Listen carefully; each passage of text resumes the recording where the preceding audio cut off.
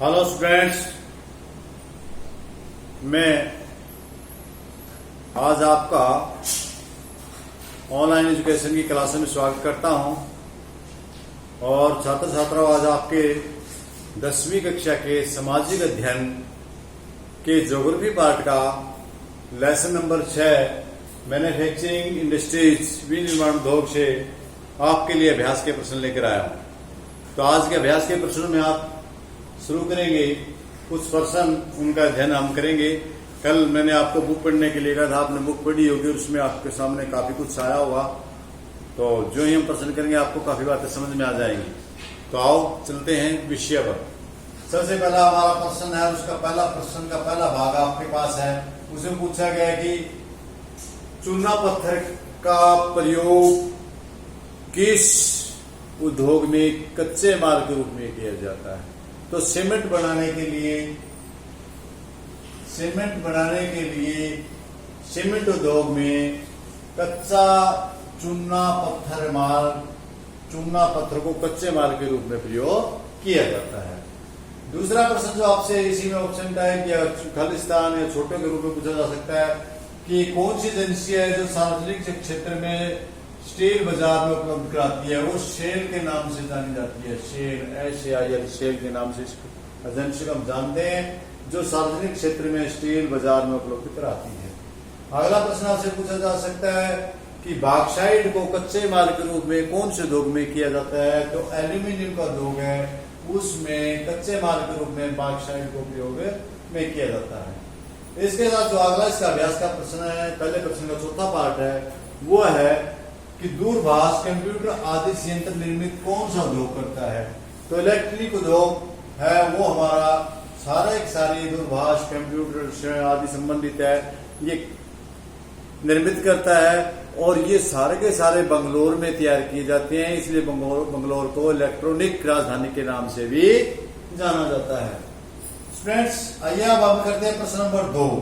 और प्रश्न नंबर 2 में छोटे छोटे शब्दों की, जैसे हमने पहले शब्दावली कराई थी, वैसे ही छोटे प्रश्न आपके लघु प्रश्न है, उनके बारे में बताया गया है। सबसे पहले विनिर्माण के बारे में बताया गया। मैंने पहले बताया था विनिर्माण क्या होता है कि कच्चे माल का प्रयोग करके उसको मूल्यवान वस्तु में बदलना या बदलना ही विनिर्माण कहलाता है।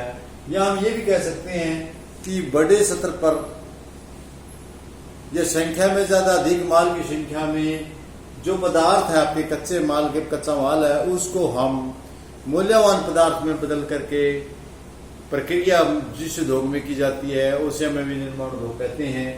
और ये जो विनिर्माण उद्योग है, इसको द्वितीय क्षेत्र भी बोला जाता है। और इसमें जो लोग लगे हुए होते हैं वे सारे द्वितीय क्षेत्र में अपना आजीविका कमाने के लिए लगे हुए होते हैं। और इस उद्योग में कच्चे माल से हम दूसरे माल में काफी मात्रा में मूल्यवान वस्तु बनाते हैं। उदाहरण के लिए आप लकड़ी से प्रयोग करके, लकड़ी घास फूस प्रयोग करके कागज तैयार किया जाता है। और दूसरा, आपने खास आम देखा है ग्रामीणों में भी, युद्ध से भी गन्ने से गुड़ या चीनी को भी विशेष बड़े स्तर पर तैयार किया जाता है। जो चीनी मिल है, आपकी चीनी उद्योग है, उसके अंदर आप देखते हैं कि गन्ने का यूज करके उसे काफी मात्रा में चीनी प्राप्त की जाती है। ये था विनिर्माण। अब हम चलते हैं अगला प्रश्न हमारा, उद्योगों की स्थिति को प्रभावित करने वाले भौतिक कारकों कौन कौन से हैं। अर्थात ये प्रश्न इंपोर्टेंट है, परीक्षा में पूछा जा सकता है आपको से कि उद्योगों की स्थिति का मतलब स्थिति है उद्योगों को, या आप सीधे से स्पष्ट शब्दों में कहिए कि उद्योगों को प्रभावित करने वाले मानवीय और भौतिक कारक कौन कौन से हैं। ये प्रश्न पूछा जा सकता है। पहले हम भौतिक कारकों की बात करेंगे, उससे नेक्स्ट में हम मानवीय कारकों की बात करेंगे। तो भौतिक कारक कौन कौन से हैं। नंबर 1 तो कच्चा माल की उपलब्धता। जो उद्योग हैं वो कहां पर क्यों बनाए गए हैं, इस बात पर डिपेंड करते हैं कि कच्चा माल की उपलब्धता कितनी है।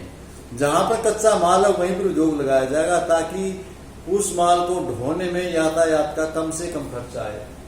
आपने देखा कि असम की पहाड़ियों में जहां पर चाय निर्माण की जाती है, बागानों के अंदर ही, बागानों के आसपास ही वहीं इसके कारखाने लगाए हुए हैं, वहीं इसकी फैक्ट्रियां लगाई हुई हैं।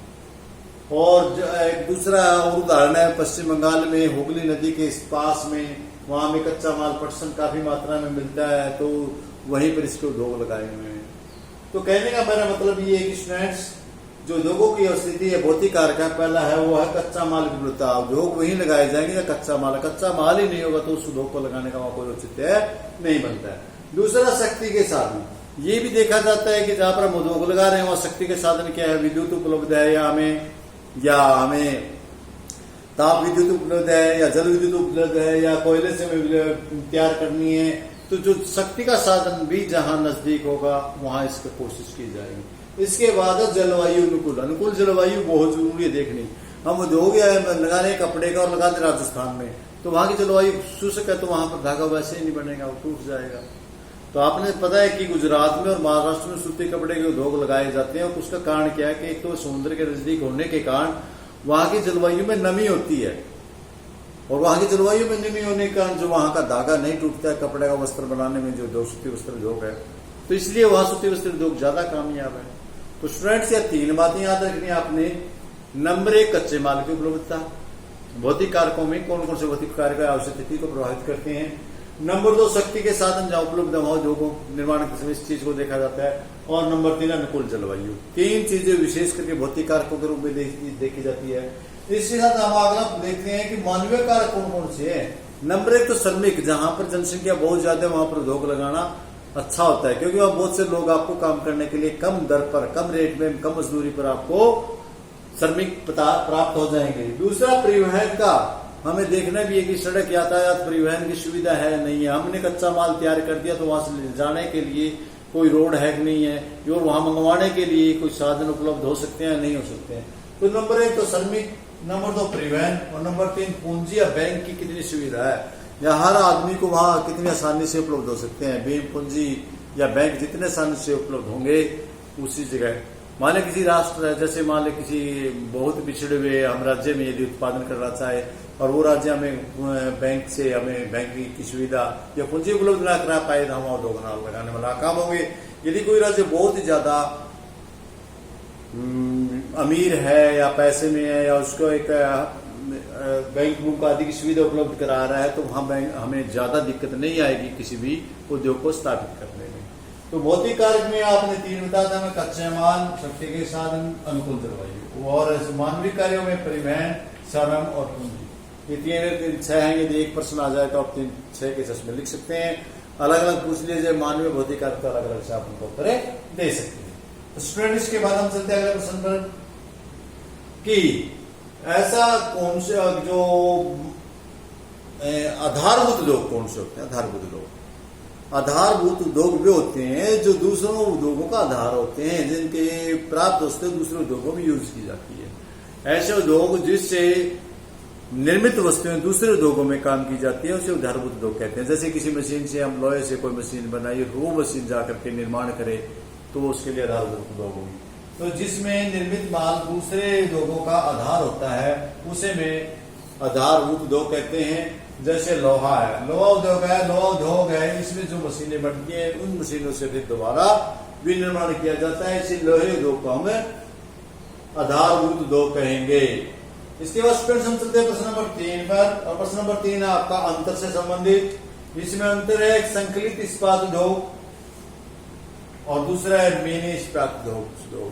जो संकलित उद्योग स्टॉक है ये बड़े स्तर के उद्योग होते हैं, काफी बड़े पैमाने पर, छोटी से शुरू से लेकर उद्योग की बड़ी इकाई तक पूरी वस्तु तक किसी में बनाई जाती है, और बड़े स्तर का ये अंतर होता है। मिनी इस्पात उद्योग है, ये छोटे स्तर का होता है, इसमें पूरा ये कोई सामान बनाने के बजाय उसका पुर्जा, छोटे पुर्जे आदि बनाए जाते हैं। दूसरा जो संकलित उद्योग है, इसमें बहुत ज्यादा पूंजी की जरूरत होती है, बहुत ज्यादा निवेश की जरूरत पड़ती है, तब जाके ये उद्योग चला जाता है। जबकि जो मिनी इस्पात उद्योग होता है उसमें कम पूंजी से या कम निवेश से भी काम आपका चल सकता है। दूसरा जो संकलित उद्योग होते हैं ये अंतरराष्ट्रीय मांग की पूर्ति को पूरा करते हैं। जो अंतरराष्ट्रीय सतर पर हमारे देश से मांग होती है उसकी पूर्ति करते हैं, जबकि जो मिनी इस्पात उद्योग है वो घरेलू मांग को पूरा करते हैं, क्योंकि पूरा मशीन न बना करके उसको कल पुर्जे बनाते हैं जिससे वे दूसरे उद्योगों में पूरी प्रयोग किए जाते हैं। दूसरा चौथा इसका, इनकी संख्या देश में सिर्फ 10 ही है, जबकि मिनी इस्पात उद्योग संख्या में बहुत सारे हैं, एक बहुत बड़ा भाग मिनी उद्योग का हमारे देश में निर्मित है। लेकिन जो बड़े उद्योग है जो हमारी अंतर्राष्ट्रीय स्तर की पूर्ति करते हैं और छोटी इकाई से लेकर पूरी मशीन की पूरी सभी इकाइयां एक भी तैयार होती है, हमारे देश में लगभग 10 उद्योग हैं।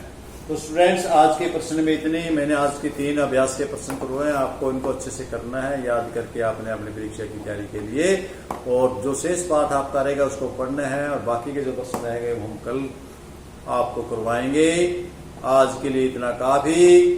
आप लोगों का कक्षा अटेंड करने के लिए बहुत बहुत धन्यवाद। जय हिंद।